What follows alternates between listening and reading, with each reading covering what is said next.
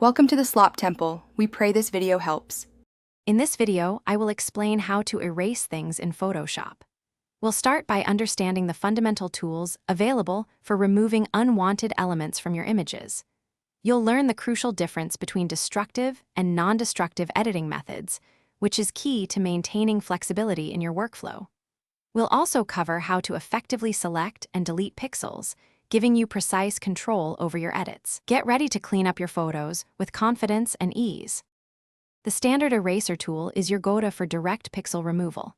You can easily adjust its brush size, hardness, and opacity to achieve precise control over your strokes.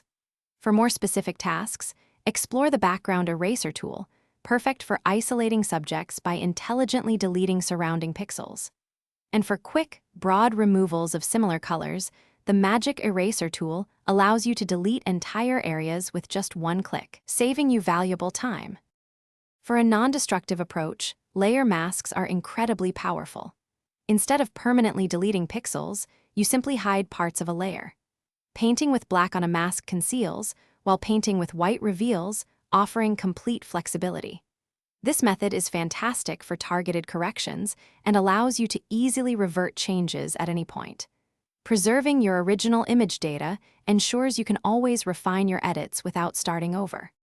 For more advanced erasing, the Content-Aware Fill feature is a game changer, seamlessly removing objects by intelligently filling the area with surrounding content. Combine it with selection tools like the Lasso or Quick Selection for best results. The Clone Stamp tool also allows you to paint over unwanted areas using sampled pixels from another part of your image.